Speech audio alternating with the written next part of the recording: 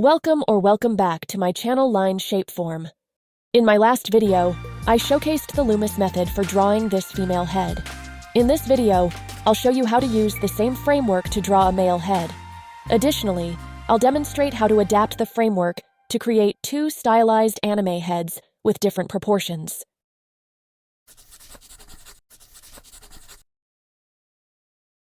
To learn more about the Loomis method and human head proportions, please watch the videos linked in the description box below. As mentioned, I used the Loomis method in my previous video to create the framework for a head, transforming it into a female character. Now I'll apply the same framework to draw a male head.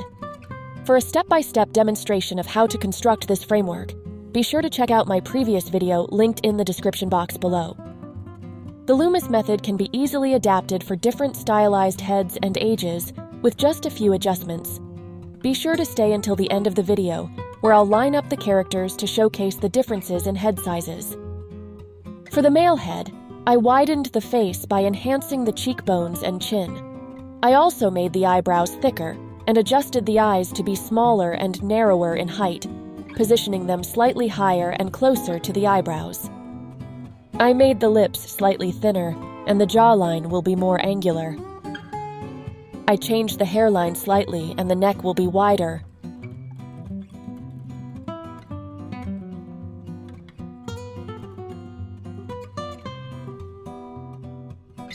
I also adjusted the back of the head to make it less rounded.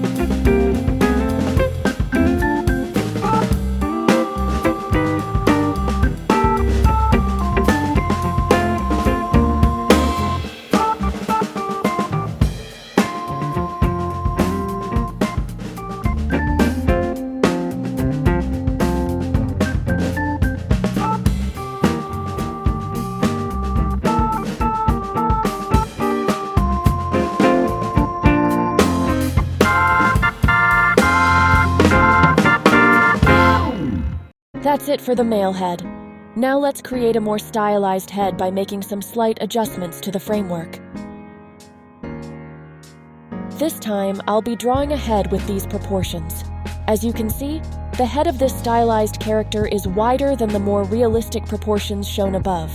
This means that when constructing the framework, we need to draw a smaller circle on the side of the head, resulting in less being cut off the sides of the sphere that represents the cranium. Characters with big eyes tend to have a wider head. This is because the face needs to be wide enough to fit the eyes. Next, we need to adjust the position and size of the eyes, along with the contours of the face.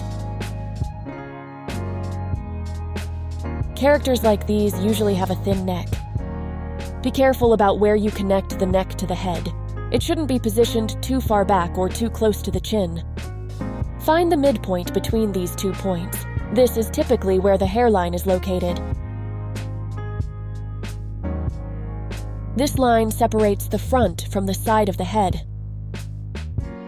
For a deeper understanding of the typical facial proportions of anime and manga characters, check out the video mentioned in the intro on the Loomis Method, which I've linked below.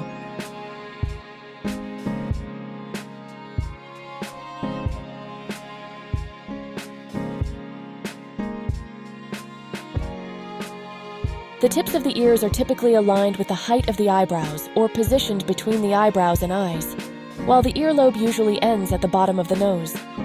However, for stylized characters like these, you may need to make the ears smaller and position them lower to prevent a long and prominent jawline. So basically, you can apply the Loomis method to any character by using the same technique of mapping out the head's height, as I explained in my Loomis video. You can modify the head's width by trimming more or less from the sides of the sphere. The same markings for the hairline, eyebrows, nose, and chin can still serve as guidelines to help you adjust the facial features to suit your character design.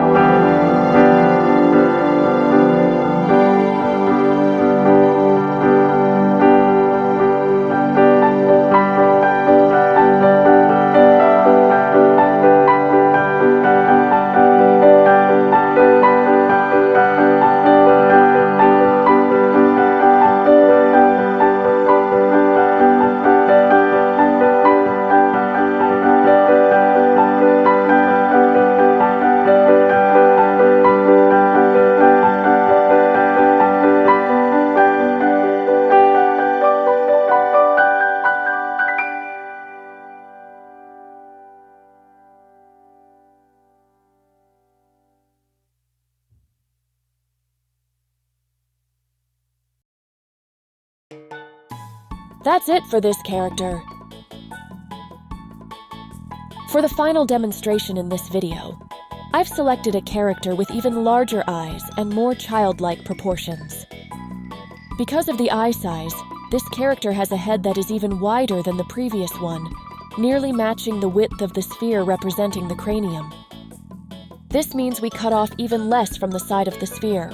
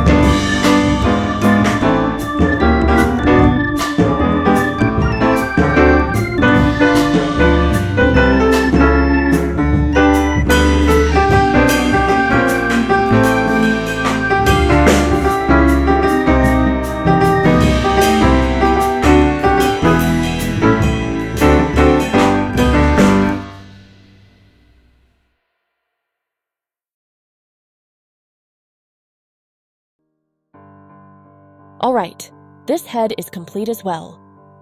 Before I conclude this video, let me show you the heads side by side to illustrate an important point.